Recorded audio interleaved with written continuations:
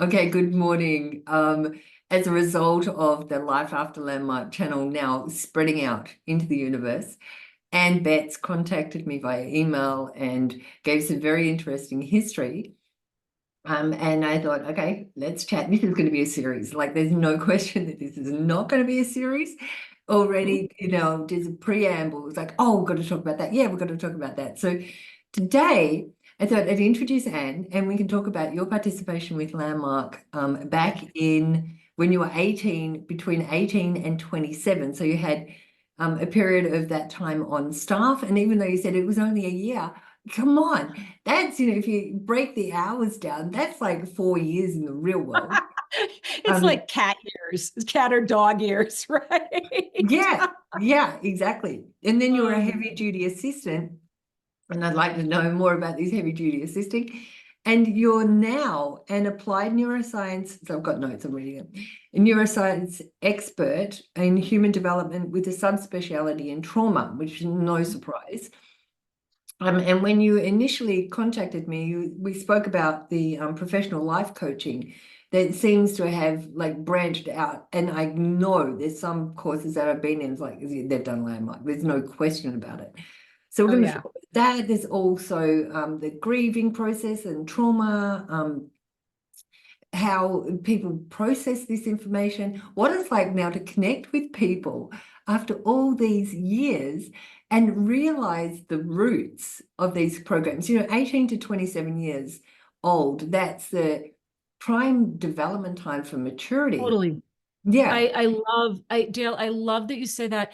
And as I've been kind of following some of this, one of the things that I've seen is that it's not everybody, obviously, not everybody comes in when they're 18, but I'm following some other folks where started at 15, did the teen form, started at 18, started at 20. And you think about, what is happening? I can give you a tiny, tiny little bit of neuroscience, and I'll tell some of my own story. But when we're that age, we have all of these really bushy, our neurons are bushy. We got lots of neurons in our heads going, lots of potential for who we might be. And one of the big jobs between about 18 and 25 for most of us is we're going to start pruning away, and we're going to start reinforcing the really strong neural pathways, like who am I actually going to be? And I think about that both in terms of some of the value that I got from Landmark, but also in terms of some of the habits and patterning. Like I'm pruning away some of the things that might have been good to keep because I'm totally immersed in Landmark for those years. And then, I thought about, I am on time. I have really, I keep my word about things, all of those things that I was beaten over the head with. There was no choice. I thought, why is this so second? I have thought about it. Why is this so second nature for me? Well, because I learned it at a really seminal time in my development. So, but have you noticed that a lot of people who ended up staying a long time came in fairly young, and it's like they got molded by Landmark? Yeah, absolutely. And these habits, these patterns, the patterning that we start to develop, they're really hard to shake They because are. And they become part of who we are in relationship to others. So this is another subject that we touched on as well, is relationship trauma or relational trauma. it is. It is Yeah. sorry, I'm just going to call it high control group, large group awareness training. I don't care if it's a cult or not, because I know it has a toxic impact on people. And that is part of what I feel like we don't, I liked Anne's Peterson's title of her book. Is it a cult? It's not actually the most important question. The most important question is, what's the impact on you? What's the impact on your health? What's the impact on your nervous system? What's the impact on your ability to be in the world? Impact is what's important to me, not label. So, but what I would say is for people who have been involved in any kind of toxic system, and I worked with a woman who was in one of my programs. I teach this. And she had worked for a narcissistic boss in academia, and her impact very similar. Self-doubt, nervous system on high alert. This woman was constantly criticizing her, throwing her under the bus. lost her sense of self, had health problems. So it's the toxic system and the toxic relationship, I think, is what creates that impact. Yes, exactly. And that can be found anywhere. And narcissism is another subject that Oh, well, and we're it's going to all touch part on. of it. It's all Yeah. kind of part of it. It's, all of that. So But what it's is, relationship. It's the relationship between, and this is another word that when I came out, I started talking about relationships, and people were just like horrified. It's like, oh, she wants a relationship. I'm like, no, no, no. I have a relationship with everything. I've got a relationship with money. I've got a right, we're in time. It's just relationship. like throwing this word around so willy-nilly. It's, But to you're me, totally right. yeah. And then, but for other people, it's so heavy. It's like, oh my God, a relationship. It's like, well, we have them everywhere. And Exactly. And it's the we, question is what sort of relationship it is. We have a relationship everywhere. So would it be helpful if I just tell like how I got involved? I oh, think people, please. people want to know that. Is that good? Well, I'm 18, come from a dysfunctional family, not a lot of attention. And I meet somebody who's promoting the Hunger Project. If you remember the Hunger Project. And, they had, and so it sounds like maybe the Hunger Project has gotten better, but at the time, from what I could tell, they didn't do really much. And this is also exposed in the book Outrageous Betrayal. They talk about this. But at the time, mostly what the Hunger Project did is it got you to sign a little card that said, I pledge to end world hunger. And then we never did anything else. That I knew of. Anyway, I think it's better now. I think they actually are doing some things and they have some projects, which is awesome. I say, but Go I just want to put in there the aggressive sales from that. Oh my God. They were just like, yeah, you just sign a little card. I pledge to end world hunger. But then it's like, so when are you paying? Now, it's kind of like I'll follow you to the ATM to get the money out. Well, and the Yeah, whole because thing they would, I'm sorry, I'm so sorry, Dale, I get so it's just excited. Go so ahead. no, but there's just so much. It's like that, and that also you can see it attracts the goodness in people.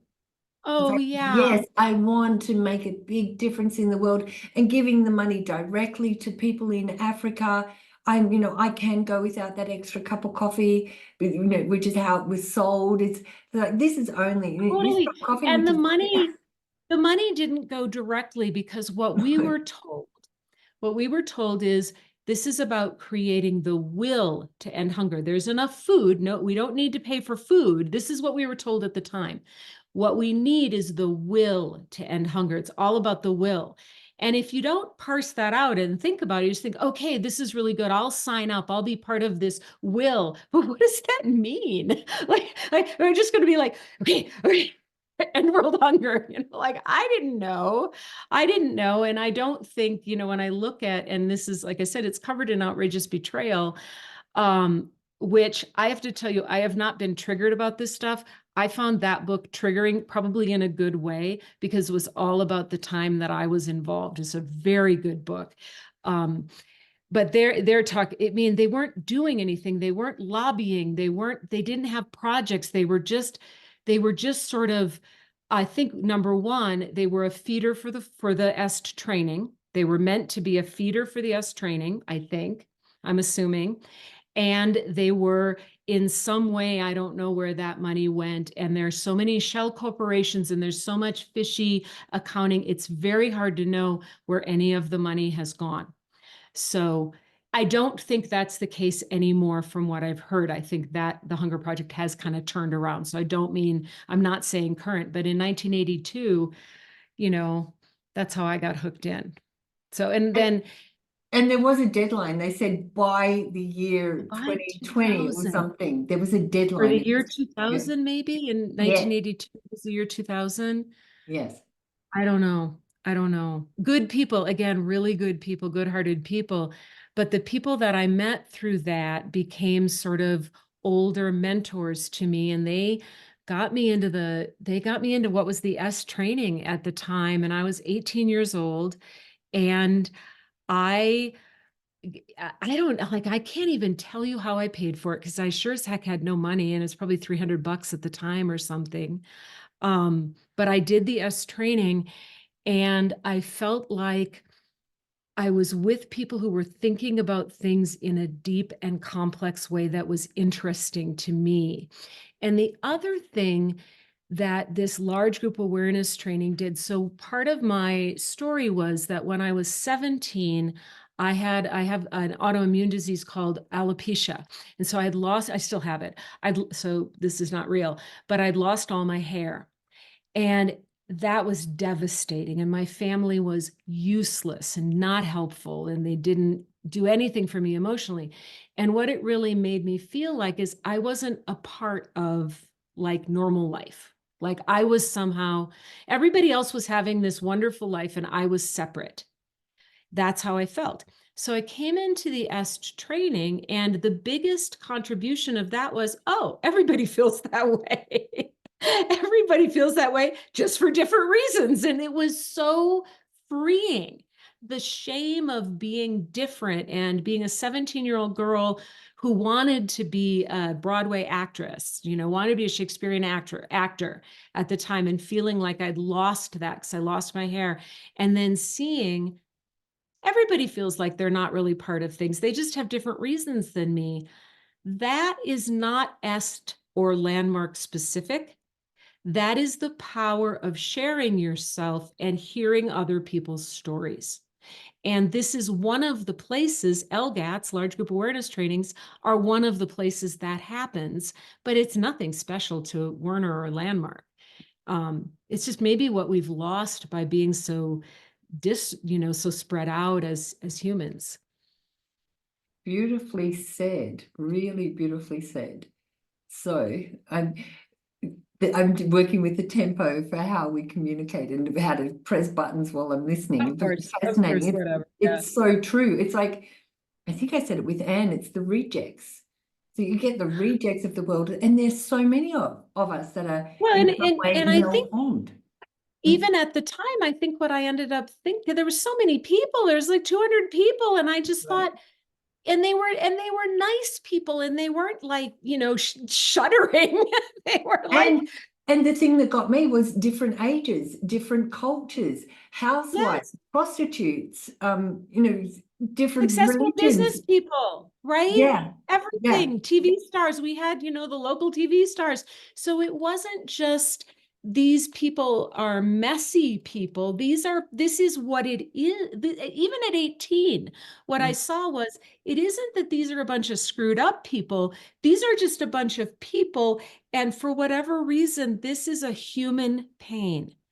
Yeah. And I am, if there's probably, that is probably the thing that I will stay grateful for, is that realization changed my life, that this And is then, human yeah, pain. that's right. And then walking around the street or being in an office setting, it's like these are all people. I have no idea what's going on for them. Yeah. There's a very strong likelihood that their relationships are not working, that they're really not happy, that their kids hate them, that they can't communicate, that they're struggling with weight, that they can't manage their finances. And we're all Totally. sitting there pretending. We're all pretending. Totally. I Yeah. think that, and I will sometimes say that. So I have a small practice. I work one-on-one with people. Technically, I'm a coach. And people will be like, well, but everybody else has it figured out. I'm like, oh my God, like what makes you think that? Like just scratch the surface a little bit. When you get a little bit underneath, we're all most of us are riddled with self-doubt and stories and all of that. And that is a wonderful unifier. And I wish there were other places people could experience the compassion and empathy and freedom of that. So you say unifier, I thought of it as a leveler. It was like there's now Yeah, a base yeah, ground that we can yep, all work like that. from, and we're all being kind of brought into a space where then it was a matter of, well, who can absorb this fastest and apply it to their lives. They're the ones that are going to have the most success in life. That's how, and it's Yeah. interesting. This conversation is having me unravel. That's how I approached it. It was like, wow, this is just a matter of communicating, applying what I've learned, and then I'll be like them. I'll be like that leader and be able to communicate in front of a group, with no fear. It was like no fear. I'd never seen that before. And really touching into, you said it before, these human qualities that I'd only ever read about or saw in movies. It was Yeah. a real experience. It was beautiful. It was, and we were, trained and rewarded. There was a reward within the system that I also saw be weaponized because it was weaponized against me. But I saw there's so much in the personal development world. It's like on the one hand, if it were clean, if it were really clean, and it is absolutely can be so cool, but it also has this huge potential to be weaponized. But, we were trained to be very authentic, be authentic about your inauthenticity. I remember being told, right? Oh my God, talk about a mind mess. But that was part of it. And actually that was hard for me when I left because 18 to 27 is really developmental time. I was trained to be very authentic about things. And then I got out in the world and I got out in the working world and I would be really just really honest about things in a way. And people were just like, why are you telling me that? I didn't Yeah. know what appropriate boundaries were. I did not. And we were told to over communicate. It's Uh-huh. like it's better to over communicate than to not communicate. Yep. I was like, So I'm okay, here telling you go. people, This is what I and had I for would, breakfast, and now it's like, it's how much detail do you or I'm want? having this feeling, I'm having this feeling about you, which I remember. And I was used to that if I were to tell you I'm having this feeling, you would say, I got it, right? I got it. And that would be it. And we'd be clean and we'd be clear and, we'd go enroll somebody or whatever we were supposed to do. And so then I'm like trying to tell, like a man at one point, I just wanted to like clear with him. And and it was like, great, let's go to bed then. I'm like, what? That is not what I meant. I'm just trying to get clear so that we can have this relationship and this feeling isn't in the way. And I was like, oh, Toto, we're not in Kansas anymore. And then comes, okay, so this is why you have to enroll them into Landmark so that we can So be they on the can, same page. You have to do this. yeah. That's where it comes. It's like you have to do this course. No, if you've completely misunderstood that, you have to go and do this course. And then it's like, oh, okay, great. So if I do the course, then we can have sex. Yeah. Which, Because I'll be able to which understand it. Yeah. I know was used. I know that was used. That was never my strategy. Well, after I did the forum, I went out east to go to school. And the school that I went to was an internship based. It was called Friends World College. We went and did internships. I did an internship in New York City, and I ended up just spending all of my time at the area center because of how you just got sucked in. And it was also more affirming and rewarding than anything else I could do. And that was a pattern that I had up until I left, which is I would enroll in a college and I would abandon my schoolwork, I would abandon my homework, I would abandon my classes to go assist. Now, no one made me do that. No one told me to do that. I was following the reward. I was following the place that I felt people liked me and where I was, part of things. So I ended up in New York. Instead of focusing on my internship, I ended up focusing on the area center, doing a ton of assisting. And then I ended up being a project manager on staff for two projects. Werner came and he did a speech at Madison Square Garden and the Felt Forum, which was somewhere near there. He did two different talks, and everything for like 6 months was all about selling tickets to these events. And I was a project assistant for that and was at the center like any other staff person. 10 in the morning. It was 10. We didn't have to come in till 10 because it was New York. Nobody did anything before 10, but 10 in the morning till 10 at night. Every day of the week. No days. I think I had Sundays off. And I would sleep all day. So I couldn't get out of bed. I Oh. would sleep all day Sunday And I just could, nothing else. So I had no other life, but that was that. Now, interesting. I remembered something. So all of this is, so long ago, but at one point, I think he had come, we'd all had dinner with Werner, and did his thing, and everybody loved him. And so then the job was ending. And so then the question was, and this was probably like getting on toward Christmas time. And the question was, what am I going to do now? Harry Rosenberg said to me, he was actually really nice to me in those days. And he was nice to me. Now, I think maybe he is a different person now. I don't know. But we had a little tiny relationship. He liked me. He'd come and sit by my desk. And I said, I don't really know what I should do. Should I stay or should I go? And he looked at me and he said, the only reason I could think for you to go back to Minnesota was where I'm from, is for you to go to college. And he said that to me. I'm gonna like choke up, because it was like a really human thing to say to me. It was a caring thing. It actually was kind. It wasn't looking at me like, how can we get more work out of her? She's so into this. How can we use her? It was like he looked at me and, knew that I was someone who should develop my brain and should, not give up on learning things. And he said, if you go back, the only reason I can think for you to go back is to go to college. And I did go back because of that. It's because he said that.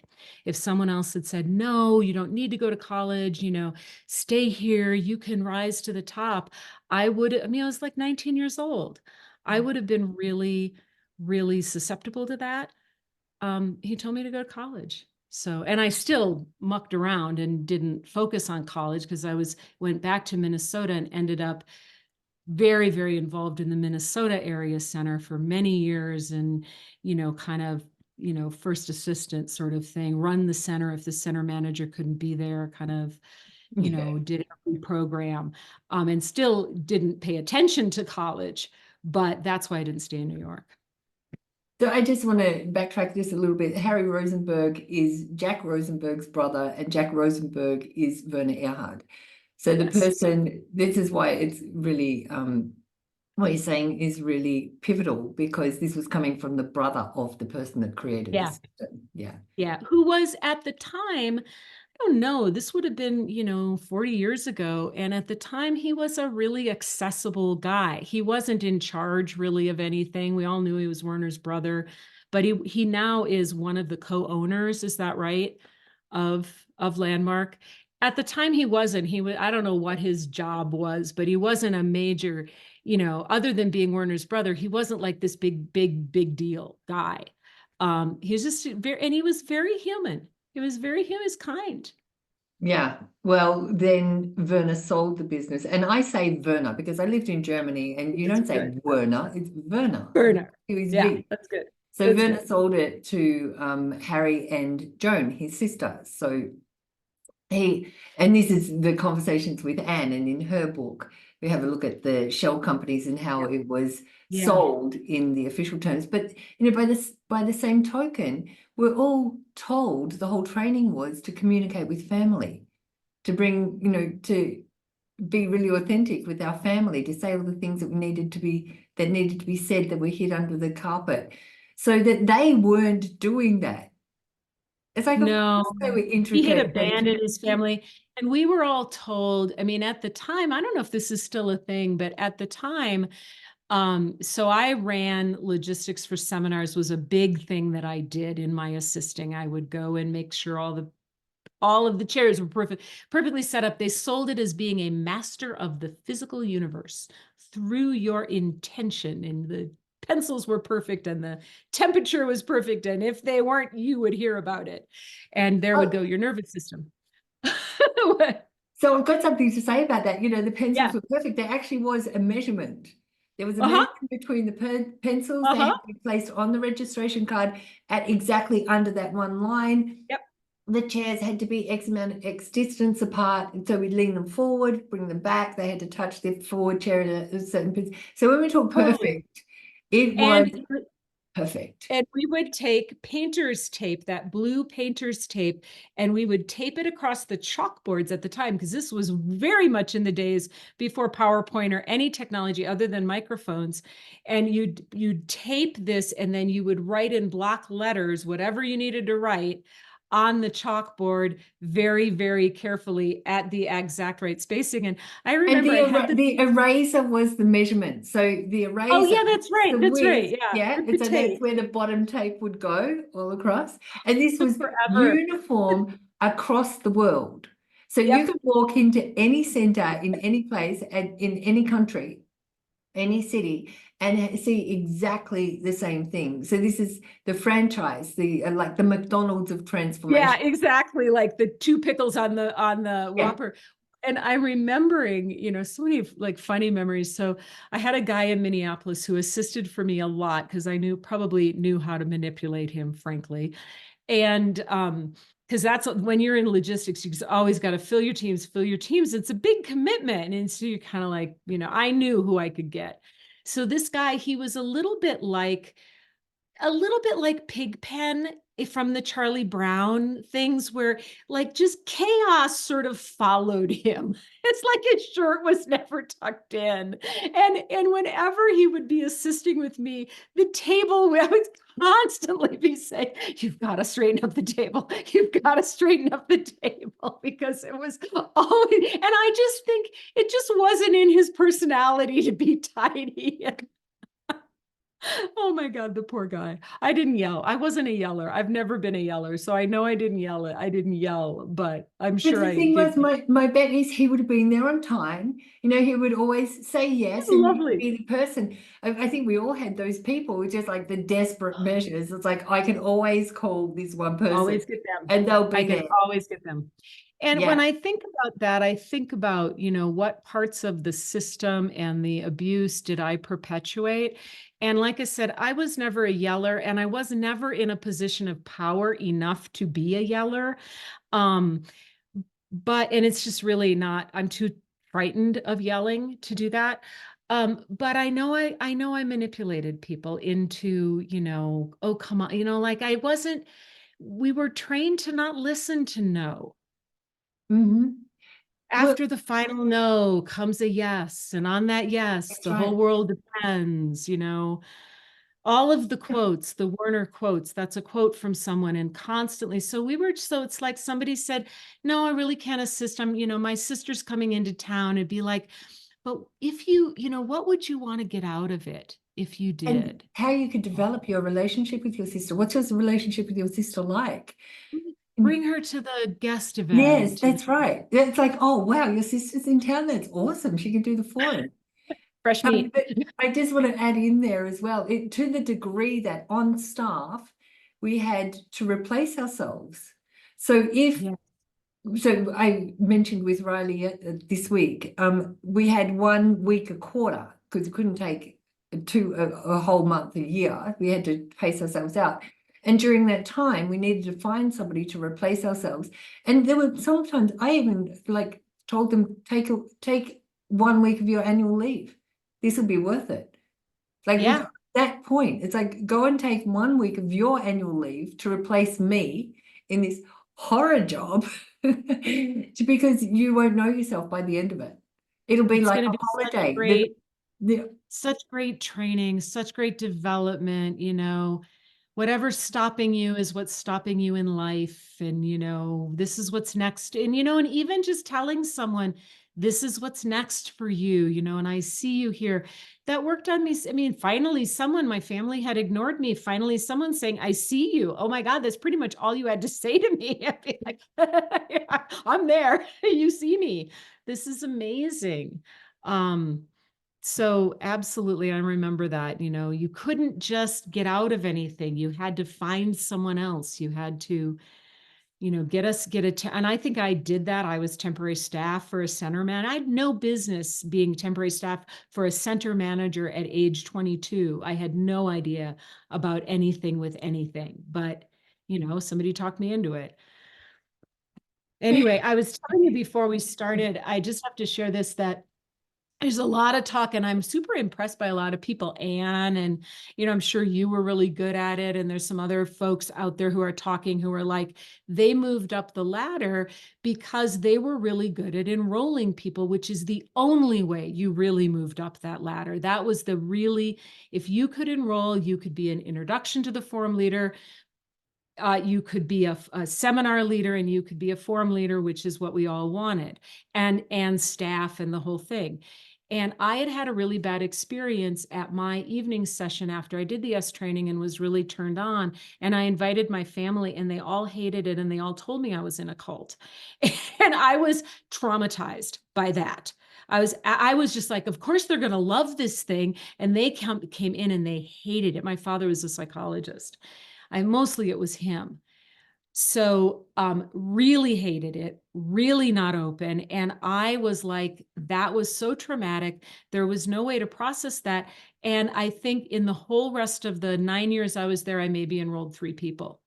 Now, I have had 30 years of shame about being so crappy at that. Like, I just couldn't enroll anybody. I was terrified, this trauma that lived in me. But what I am actually seeing, even in this now that I'm doing some more unpacking of it all, is if I had been better at enrollment, I might have stayed for 20 or 30 years. I wasn't good at it, and that probably saved me. Yeah. Because that's exactly it. It's only the people that are great at, well, it moved from enrollment to registration. So because, did they change the word? We used to call it enrollment. Yeah, I know, but that was a pivotal point because we get off the phone for like 2-hour conversation with somebody. It's like they're enrolled. Did they register? No. So then the distinction, okay, registration. So an enrollment kind of dropped off. And there was also even the way it was spelt in ENROLMENT. Every single course, somebody would come and say, no, it's supposed to be a double L. Just that. It was a huge topic around Landmark. And then they changed it because people were having enrolling conversations for hours, but nothing was really shifting. So yeah, so that changed. But it was then money on the table, baby. That's right. Money on the table, the deposit at bare minimum, and then full tuition if not. So and then we had this thing. Did you have that where it might have been a US thing? There was a legal thing where you would give, it was all, I heard you talking to somebody about, it was all paper when I was there, little cards, and they had like a red or green top. Yes, that's right. That's right. And you give them a yellow copy, and you would give them, and they would have part of the thing you would give them would be this 24-hour right of refusal where they could actually cancel within 24 hours. And it was a legal requirement.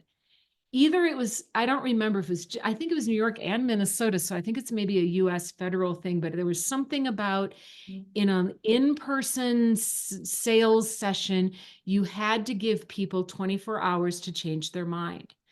And so we would give them these things. And then when they would, then you'd get in a lot of trouble if somebody used it. Because you didn't do a good job. Interesting, racking through my brain. I don't know. That was global. There was because it's was it okay? Yeah, it's a sales law. But I do remember people saying it to us. So they're like, so I've got 24 hours, a 24-hour period, and us saying, what, really? Yeah, they're like, it's legal that we've got 24 hours to change our mind if we don't. So then we wouldn't say it, but we knew it. Yeah. And what we were trained in, if I have a vague memory, was, if it can't, first of all, you do it very underhand. You were supposed to tell them, here's your thing, but if somebody said, oh, I have 24 hours, and then you'd have to like re-enroll them, you'd have to be like, well, what would make you use that? Are you thinking you don't, and then you have to like re-handle them and process them. So you'll be sure they're not going to use that 24-hour thing. I don't know why I'm remembering oh my gosh, so much. No, it's awesome because that's what it was like as well. It's like if they're on that, if they mentioned it, okay, yeah. So, but why would you do that? It's like they could come up with any particular reason. It's like, Well, they're you doing just it because handle it. You just handle they're it. doing it because you're not going to leave them alone, and so they might as well sign up and then just cancel when you're not there. And Yes, I think that. Uh-huh. Or just I sit through it. It's only 3 days. It's like, oh God, if I don't, this is going to go on for the rest of my life. these people will never leave me alone. And I've really wondered about that. I'm pondering this because on the one hand, you know, one of the things when I did finally leave was I don't, the friendships, and I was going through a divorce at the time, and people were not supportive, and they didn't check in on me, and it was like once I was not at the center all the time for all the events and volunteering, it's like I disappeared. And I had good friends, and I don't know that anybody intended that. I think they just got caught up in it, right? Nobody said, oh, don't talk to Anne, she left. And I didn't leave like with any kind of dramatic flourish. I just sort of faded away and stopped signing up for things. But anyway, what I was going to say is, I knew really good people. I really liked the people that I knew and felt very bonded and connected. And I would consider them empathetic people. And yet, to push someone past everything they're saying and keep pushing for the yes in enrollment just felt so intrusive. And we were told, well, if time and money, the two big objections, and if you listen to that, you're just being reasonable. You're just being reasonable. Don't be reasonable. Reasonable is what's stopping them in their lives. But I felt icky. I always felt icky if the person was really like, no, it's no, but what would make it worthwhile for you? And what are you trying to accomplish in your life? I felt, even at that young age, I felt manipulative, and it feels like a lack of empathy. And yet the people that I knew felt like they also had a lot of empathy. So I'm still trying to sort that out. Mm. Yeah. So how is this applying now to your own life? You have your own business. Do you hear yourself enrolling people into work with No, you? How does this we're very work? low key. Interestingly, my business partner, who I've been partners with for over 20 years, she's my best friend, she's my soul sister. She did LifeSpring. She was not as involved, but we, now we're unpacking this. We're kind of like, oh yeah, before we met each other. No, because so first of all, after I left, which was really sort of a whole combination of things. One was, I actually think it was, they say this part of the brain, we could talk more about the brain another time. I have a lot to say about that, but this part is called the prefrontal cortex. It doesn't fully develop until mid to late 20s. Mid is, general, but it can even be late 20s. So when I was about 27, and this happens for a lot of people, sort of things kind of click into place in a different way. And I started getting really uncomfortable with not having finished my bachelor's degree. And I just started feeling like if what I want to do in life isn't going to be possible unless I actually do stick it out and get my degree. And I was aware of the man that I met at a seminar when I was 23. And we used to be told, I divorced him when I was like 26 or 27, short-term marriage, starter marriage.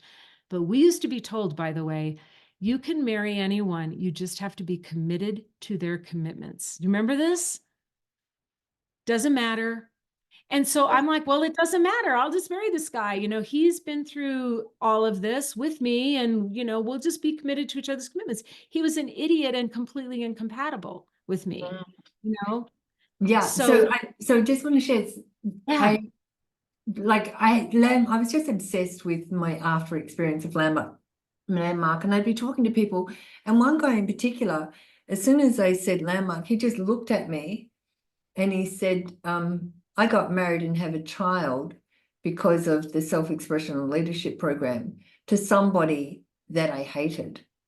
And now I've got this child because of landmark. And I Yes. was like, Yes. and so that was kind of him on guard, didn't know where I was going to go with the conversation.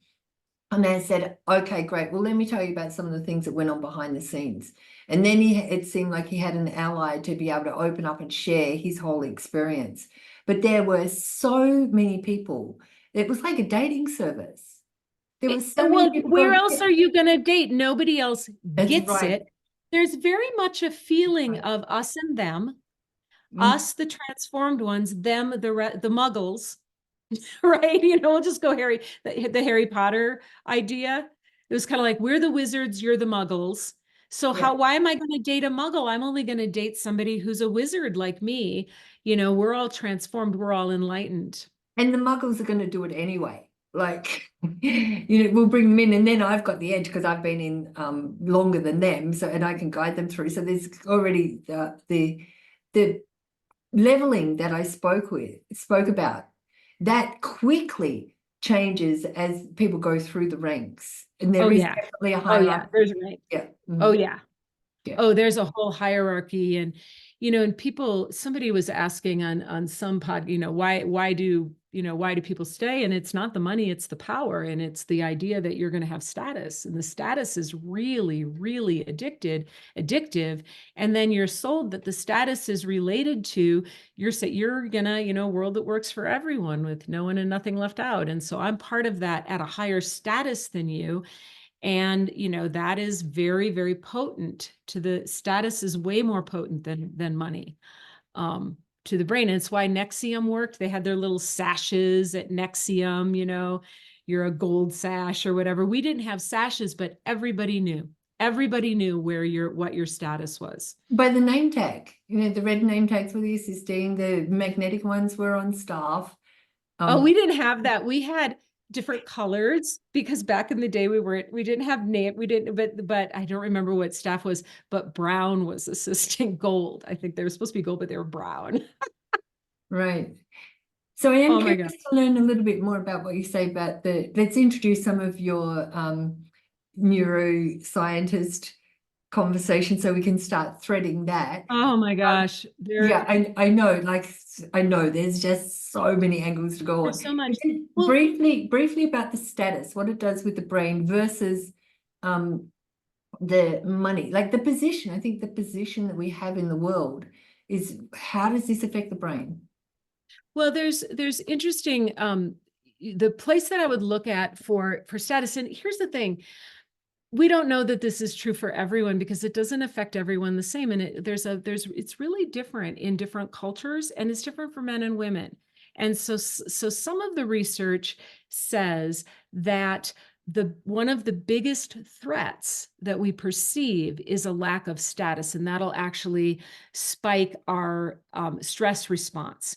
And an Australian named David Rock, did research on something he called the SCARF model. And I can't remember what they all stand for, but status is the first one. And so if your status is threatened, what they found is you'll have a stress response with status threats. Now, that is not universally true. That does not hold true with different ways brains develop, and brains develop differently for example, Japanese, Chinese, Asian culture. It's not quite the same, but in, Western, mostly white, educated, rich countries, that can be this kind of a way to manage your own nervous system. Make sure that you've got the status that you want. So that would be just a little bit there. And because there's always going to be someone who's got more status than you, if you're very hooked into that, and that is a main motivator for you, you're always going to be looking to see, can I get up there? Because there's also going to be a reward for that, because that's the perceived value. So I'll get a reward there. And when, if money's tied to that, then money's nice too. But it's really what I'm seeking is position here. That's definitely true for me. And the word that comes to mind when you're speaking is class. So it's a class system as well. That's another way to look at it. And I know, coming from a very low socioeconomic class, for me, to be able to climb into a higher status was really, really important. And I did it. Like I was ruthless in the way I did that through Landmark because so many opportunities were there. But then something happened in what I saw, my relationship to status changed in how I saw it was abused. And what's really interesting, I'm so grateful for having had that experience because that's very clear for me now when people are using that or attempting to use that against me. It's like it doesn't work. I'll just Yeah. bring it down into the common denominator, us being humans, or Yeah, yeah, the what le happened? It's like, this is what happened for me. This is, I don't care where you're at. And that was the thing with being on staff, having conversations with politicians, for example. There was something about, oh, I'm talking to a politician and I can pull rank on them as far as being human is concerned, because I've got these distinctions that they're completely unaware of. well, and So I something think shifted, this and I'm really grateful for it. I'm really, really, have that aware to like be able to yeah. see it now, so you don't have to play that game. And I think this is one of the, every large group awareness training organization that is like this that I'm aware of has an us and them feeling. And that is about maintain, even if you don't rise up in the organization, just by being a graduate, what does that mean? You did 3 days, you spent 3 days in a hotel ballroom, right? Now you're a graduate, that the implication is you are somehow better than other people who you get it, they don't get it. Mhm. And Well, so there's a there's status. a big thing about tribes. Tribes used to be a big thing, I don't know, about 10 years ago. Being part of my tribe, it was really used a lot as a sales spiel. It's like be part of our tribe. And that opens something up for me as well. It's really that us them mentality, the separation it's kind of like the further I've stepped away from Landmark, the clearer these distinctions have come and the more obvious, the more Yeah, aware of them that I am. yeah. So I'm It's really hard. wary of anybody that uses tribe now. I'm like, I definitely don't want to be part of Well, that. and I live in a place where there's lots of indigenous history, as Australia as well. But I live in the southwest of the United States. I live in Santa Fe, New Mexico. And, basically that is not a word I even use anymore because it is really cultural appropriation. It is what people have pointed out, but we did use it. Absolutely. So, so much. But I think this feeling of you know, rather than just another fish in the sea, I am somehow better. And if I do this other thing, if I do, the forum leaders program or whatever, I will then move up a rank. I will keep, moving through this place that is important to me and an identity that's important to me. And, that is part of what I am being motivated by, Mm. is this kind of way that I see myself and others see me that's very, very rewarding. And Um, it's like being able to sit at the table. It's a very loose colloquial Yeah. term. It's being able to sit at the table with somebody, but just to be in that conversation. So being able to sit in a room with a foreign leader and be somebody on staff to be privy to these Oh, intimate yeah. conversations Oh and my hear God. where they were coming from. It was To be really, special. yes, exactly. Yep. Being somebody Yep. special. Yeah. It's a little part of the, a little bit of well, or a lot of the reward of being acknowledged as being special. And I do think this is a, legacy of the patriarchy, because I think what I'm hoping that what we're moving toward is more of this. And I know Ann Peterson in her conversations with you is talking about collaboration. It's not about who's the most special, who did the best. It's really about how do we work and think together. That's what's important. That's what's going to create a world that works for everyone, not hierarchical systems that are Oh, conditionally mm. approving. This is really interesting, and I'm thinking differently. I think the matriarchy has equally as much hierarchy, who can come to the table at the mother's table. Definitely there's something within the matriarchy, and it's not exclusive to men. women do it as well. Also, interestingly enough, the most of the centers were run by women and pure bitches, so that existed there. So Oh, I knew a we few. stepped Oh, into I that knew a willingly. few. We stepped Yeah. into that Yeah, willingly. and I don't know, and maybe it's the capitalist system, maybe it's a different, I Oh, don't see, know. but then I think landmark is more communism than it is capitalism. There's a surveillance. We're all watching out for each other, working for nothing, based on an ideal from the top. It's more, I see it more But as is communist. it, I see it more as a and communist system than I do capitalist, because we weren't making any money from it. And in the communist system, we were all kept poor. Like really, we were kept poor. And yeah, that's poor and communism. working for an ideal. So, I'm not sure what ism there really is, and none of that works. I do think this was the thing, and I don't know, but when I, read Anne's book and then read Outrageous Betrayal and started reading about some of the shell companies and where the money was going, and it was so complicated, somebody's making money. Somebody's making money, right? It's not nobody making money. Somebody's making money. And that's pure socialism / communism. It's always the One way. It's person. always Yeah. always the people at the top that are Yeah. making the money based on the Yeah. Fair labor enough. of all of the people working. So, Yeah. anybody that wants to open up that conversation, I'm very open to that as well, the economics of it. Because it's really, Anybody who could really it's explain that it. racket thing. It's the front, it's capitalism, but in the back, Yeah. it's communism. So it's these schisms and the isms that are Yeah. And very and confusing. ultimately, it's a con. It's a That's con. right. It's a scam and a con, and That's hard to right. know what's good or bad.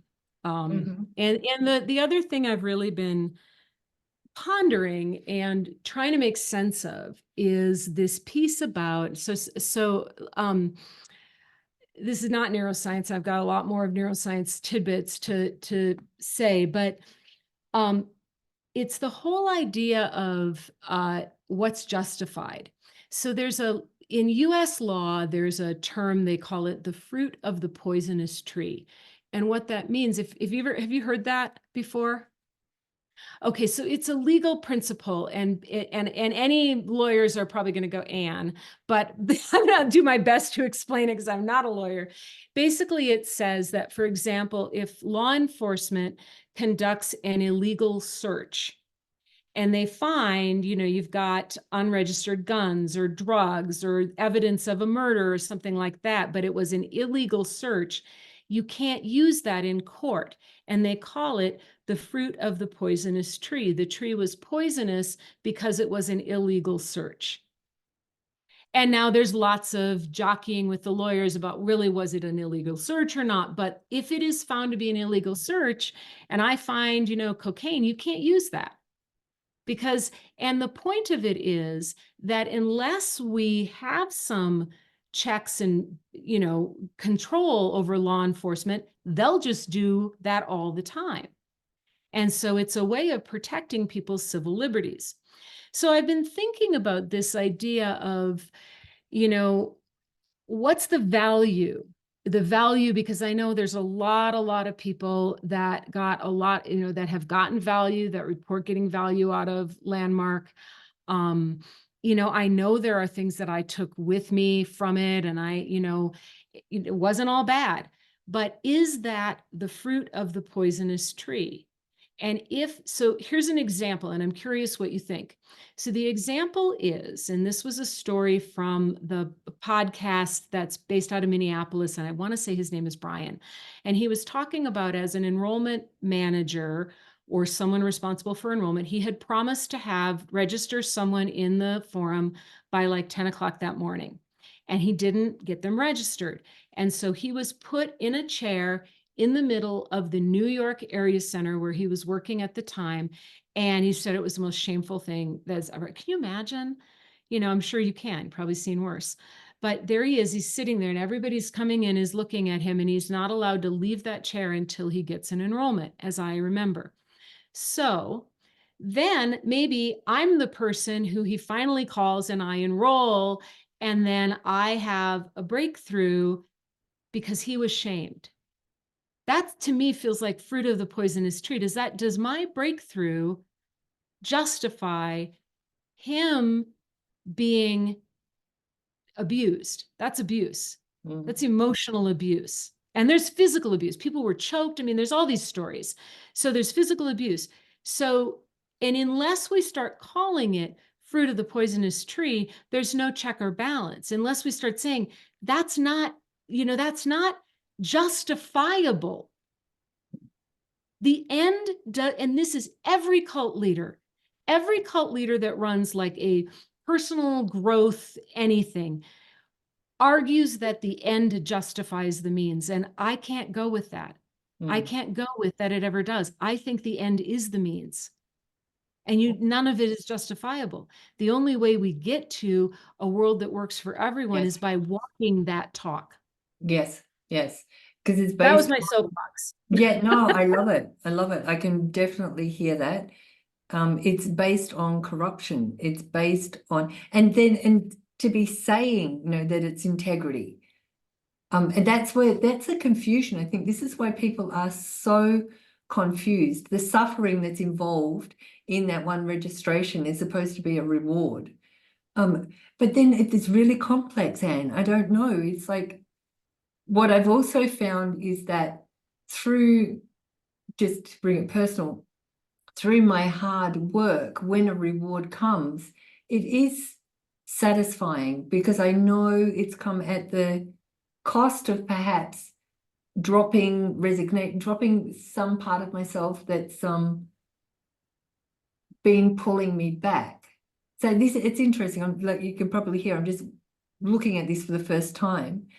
But I think there is some, it's human nature.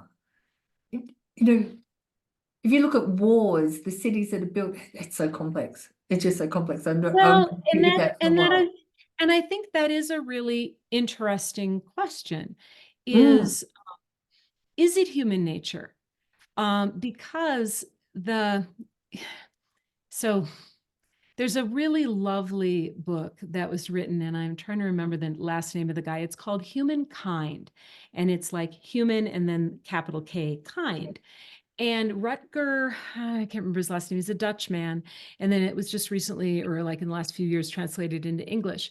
And he really looks at, are we jerks? Or are we actually more motivated toward kindness, collaboration, and community? And he makes a pretty persuasive argument and even looks at things like there's been experiments that we have been told prove that we're nasty, rotten people. Like there's a famous one, the Stanford prison experiment.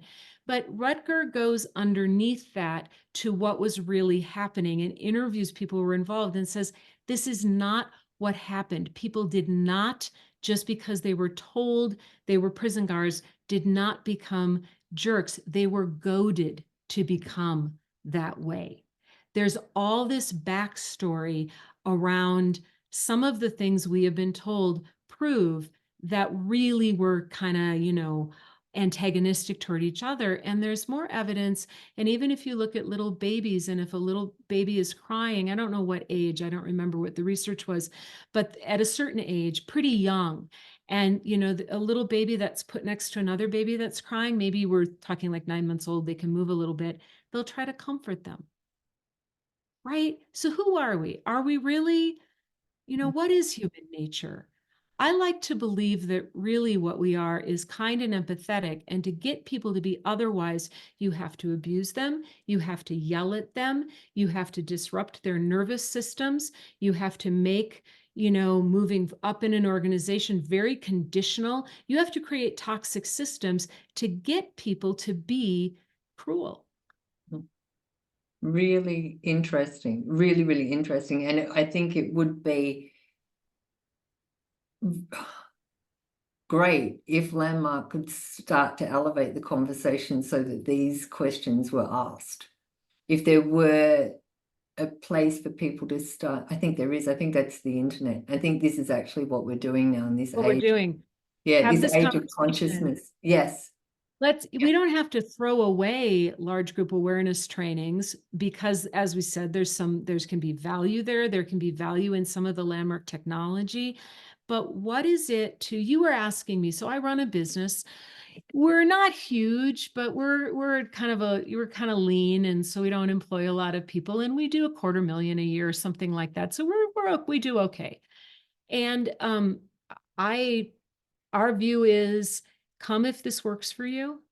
I'm happy to talk with you about what we do and whether this is a good fit for where you are. And if it's not, blessings unto you. Hope our paths meet again. Let us know when it works. Do you need help financially? Absolutely. We do scholarships all the time. We've just decided to come from love. Absolutely, unquestioningly, and when one of us, I have a wonderful partner, when one of us is kind of like, what do we do here? That's the question we have. What would love do? What would love do? And we don't make millions of dollars, but we're fine. And we love our students, and I think they love us. And we have a whole heck of a lot of fun. And you know what? We do push ourselves, but we push ourselves in ways like intellectually. I love to challenge myself intellectually and try to figure something out. That's really fun. I don't need to always have my nervous system on high alert and get past that. I'm not interested in that. I want to go sit on my patio with my cats. And I think that's a fine way to live.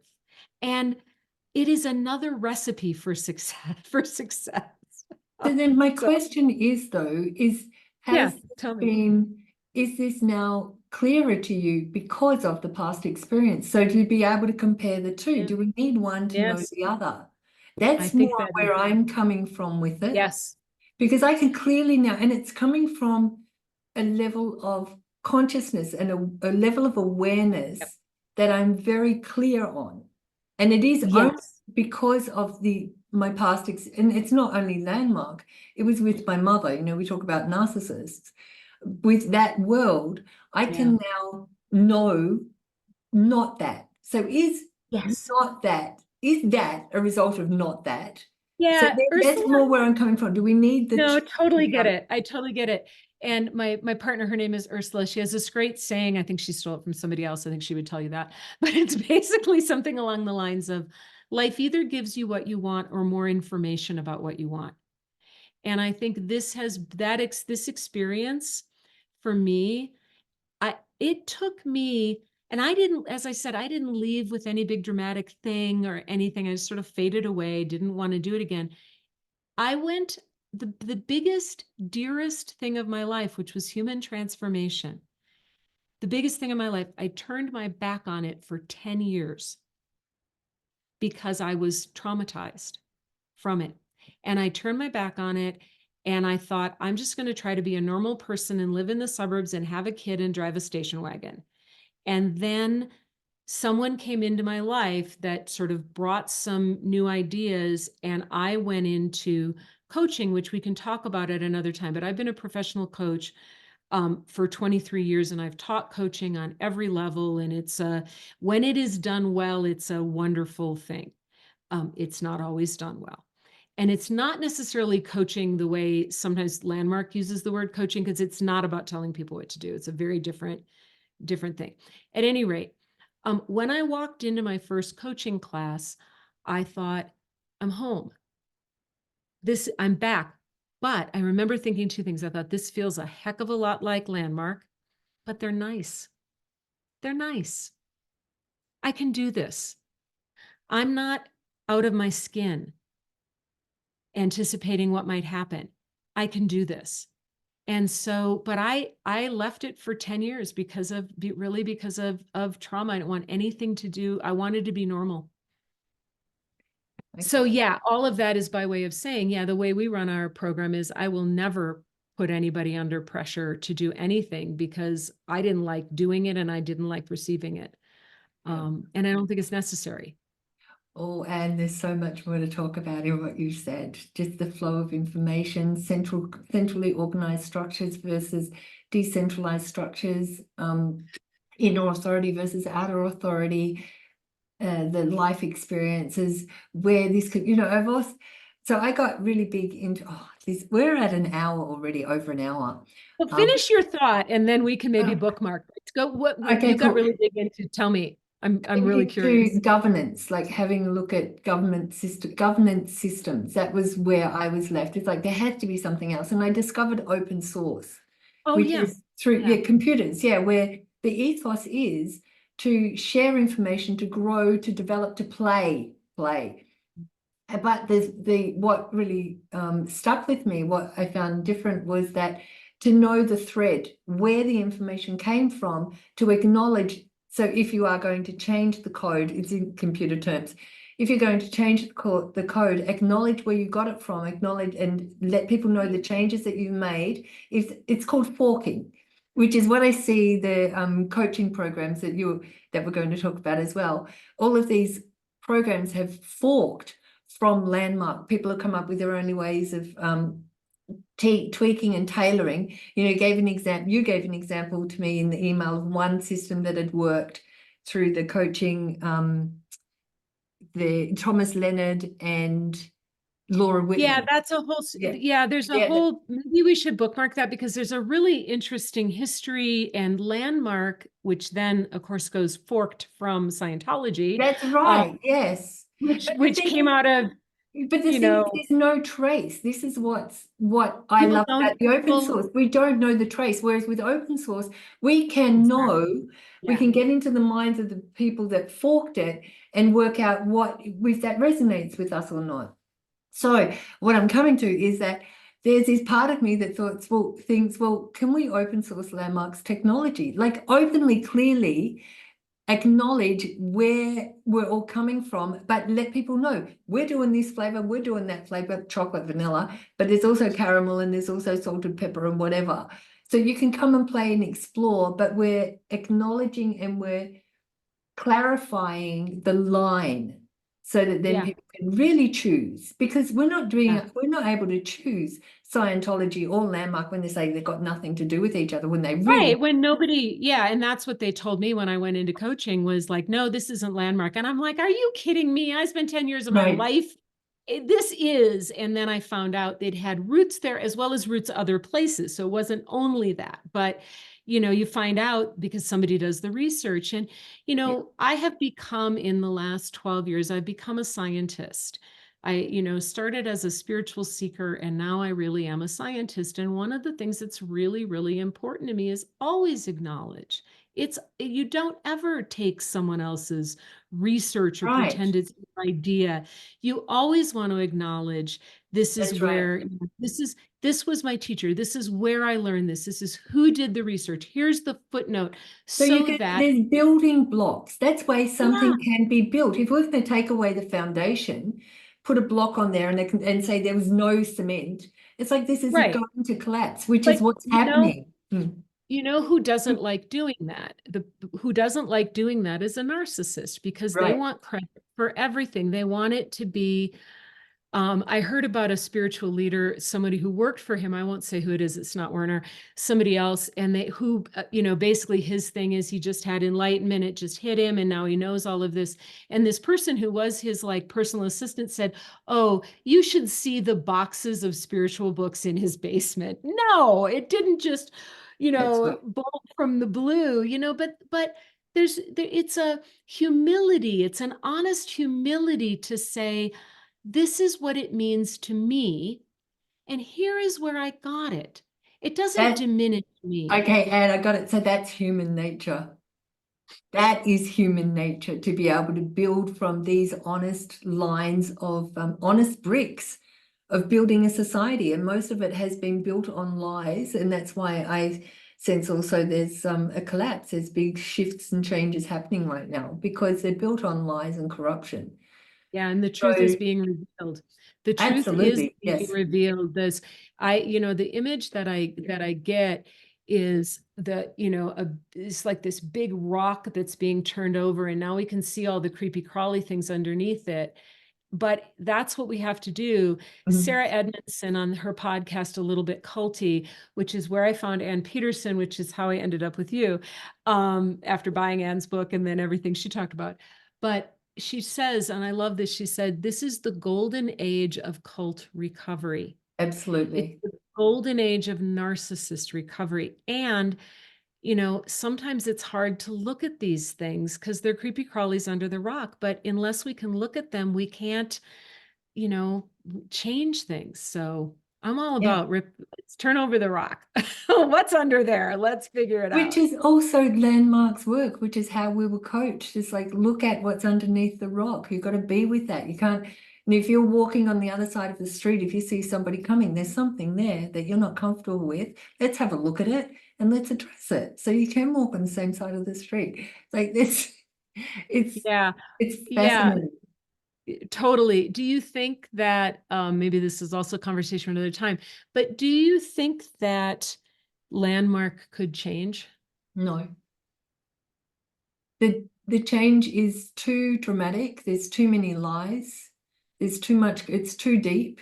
And I think what it would take for that organization to confront itself, I would love for that to happen. I don't know that they're willing to do it. I think Werner's just biding his time, sitting on a little throne, thinking that he's made it, and he hasn't, and he knows he does know what's going on. Well, I think what is happening, and it's similar to what has happened with Scientology, and more, I think you've been following a lot more like numbers and things like that. But what is happening is, and I think what is happening with Werner is this person who thought he was God is not going to go down in history as the great leader that he would prefer to go down in history as, I think. And that's part of the great shift right now. It's like, as you're saying, numbers are dropping off and things are changing, and it's all what needs to change. And maybe part of what needs to change is, the Buddha said, I don't remember exactly what the Buddha said, but I think it was in his teaching around be a light unto yourself. Don't follow me. That's right. That's right. Be a light unto yourself. And I feel like, I hope, I don't know, but I hope that part of what we're moving into in this time is be a light unto yourself. Stop looking for the gods. Stop looking for the gurus. We have seen that a huge percentage of them are not worth following. So what is it to be a light unto yourself, and not follow anyone? That's my hope, is that we stop having these. The answers are all in here. So I'm now a Feldenkrais practitioner. I'm not sure. My dad used to do Feldenkrais, and that is such a cool. For I know. People, you have to describe what it is. It's like a particular way of to put your body in alignment. That's a whole other conversation. This is what happens. We're just going on these threads. But the essence of it is the answers are in here. Yeah. So as it's awareness through movement, as we move, which is life is movement. When it stops, we're dead. Then we can learn in the way we move, break habitual patterns, through the skeletal system, the bones which are a living system. That's the frame of the human body, and then the muscles act according to the frame. We act according to our self-image. So that's the direction that I've gone. Yeah. I love that. And I will tell you that also professional coaching, and we should maybe have that as another thing to talk about, when it is done in the way it is supposed to be done, according to the ethical structure of our main, organizing body, the International Coach Federation, and according to the competencies that they talk about, when it is done in the way it's supposed to be done, it is all about the client has the answers within them. Yeah, absolutely. Your job is to help them find them. Your job is to help, just to be a catalyst. And you're not there to give advice. You're not there to tell them what to do. You're not there to have any agenda whatsoever. It's asking questions. Discover themselves. It's through asking just purely, and this is what I love about Feldenkrais, it's just purely based on questions, and I come up with the answers, and they're my answers. So Yeah. I'm They're the source. yours. I connect with my inner authority, so I become the source. And then there's a grounding, there's a connection to planet Earth, which is Love also it. another element to talk about. Oh my God, there's so much. And thank you so Okay. much This for was so fun. That was so great to talk with really you. awesome. Yeah, Thank and you. as you can probably hear, there's a lot more. Now, I do recommend that you have a listen to Riley's last conversation, Riley Wilson from Perth. I was horrified the degree to which now Landmark are going to register people. It's horrific. Listen Okay. to him and his story about his nana. It's Oh, I did. That one. I did. His 93-year-old nana. Nana who, and it's really this feeling, and I was thinking about this. I said, I know I manipulated people to get them on my teams, and they stopped being people for me. They became numbers. They Widgets, became widgets. bodies. That was one of my coaching one time. The center manager said, I'm like, with all these people, she said, think of them as widgets. I was like, I didn't even know what a widget was. I was so confused. I mean, what do you mean? What are you talking about? Does It that? stuck with me for about a week until somebody explained they just got a thing and they said, that's a widget. It's not a human. What are you talking about? I just No, couldn't. because it's the And that number. was so disheartening for me. I mean, I moved now to be thinking of human beings as widgets, and that's the way that a lot of the way that the world works now. It's just, oh no, we've got to Yeah, interrupt it is. that. Okay, and we've got to go. More This to come. a lot more to come. Yes, thank you so much. We shall continue. Okay, goodbye, everyone. Awesome.